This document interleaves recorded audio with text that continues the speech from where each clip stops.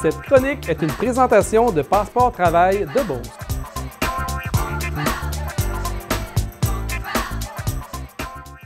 Oh, notre invité cette semaine est un sujet qui va en intéresser plusieurs parce que dans la vie, si vous avez environ 17-18 ans, eh bien, vous allez sans doute avoir besoin de tous ces conseils. Son nom, eh bien, c'est Mme Sylvie Nadeau. Sa fonction, eh bien, elle travaille pour le Passeport Travail de Beauce. Bonjour. Bonjour. Comment ça va, vous? Ça va très bien, merci. Hey, c'est un plaisir de vous recevoir.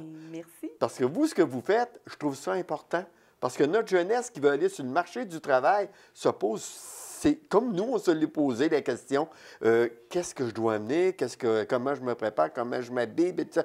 Puis vous avez les réponses pour ces jeunes-là. Oui, bien, pas seulement que pour les jeunes. D'abord, nous, Passeport Travail, oui, même dans la soixantaine, parfois, si on regarde au niveau des entrevues, ça fait 40 ans que je travaille au même endroit, bien, ça a changé hein, quand on parle des processus de sélection. Vous avez bien raison, parce qu'on se rend compte que de plus en plus de gens qui sont à la retraite vont se chercher un travail de 2-3 jours semaine, question de se tenir occupé. On les voit de plus en plus et ils sont demandés également. Oui, exactement.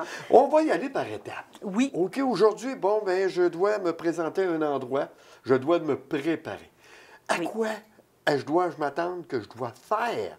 Il y a des choses, des étapes à suivre pour, avant d'aller là-bas. Qu'est-ce que je dois faire? Oui, parce qu'évidemment, une entrevue, ça peut être stressant. Hein? Si je veux cet emploi-là, j'y tiens.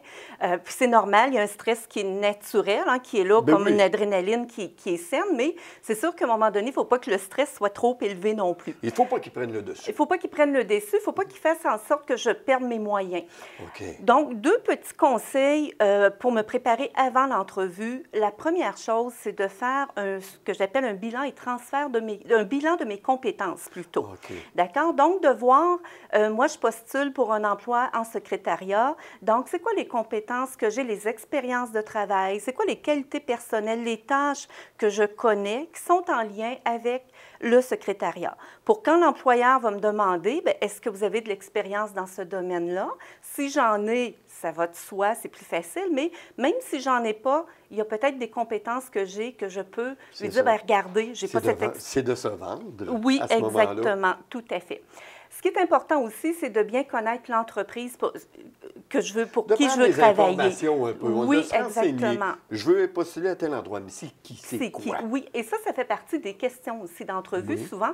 Qu'est-ce que vous connaissez de notre entreprise ou pourquoi voulez-vous travailler pour notre entreprise? Et ça, c'est la question qui tue, comme on dit.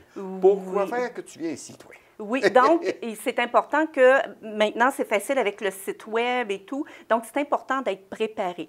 Vous soulevez un point que je considère très important. Vous l'avez dit rapidement, mais c'est vrai. Nous, dans l'époque, on n'avait pas ça, le Web, pour pouvoir aller visionner ce qu'une entreprise, parce que la majorité des entreprises, maintenant, ont du vidéo de leurs produits. Oui. Alors, pour ceux qui ont à se diriger là-bas, vous soulevez un point vraiment important. Oui, et ça va être important, pas seulement de savoir cette entreprise-là, qu'est-ce qu'elle produit, où elle a été fondée en quelle année, mais de voir aussi au niveau de leurs valeurs, de leur mission. C'est ça. D'être capable de dire à un employeur, je vois que vous avez des valeurs environnementales, par exemple, et pour moi, c'est important.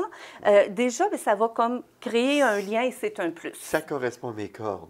Oui. C'est bon de le mentionner. Oui. Et également des petits mots de remerciement, puis une évaluation aussi qu'on doit faire quand l'entrevue est terminée. Oui, une fois que l'entrevue est terminée, d'envoyer un petit mot, ne serait-ce qu'un petit courriel pour remercier la personne du temps qu'elle m'a consacré, de simplement peut-être aussi réitérer mon intérêt à travailler pour cette entreprise-là. Démontrer que l'intérêt que l'on a est sérieux, est vraiment sérieux en plus. Oui, exactement. C'est pas juste comme ça, là, que je vais aller donner mon nom n'importe où. Non, ça, il ne faut pas, aujourd'hui, il ne faut pas faire ça, effectivement. Non.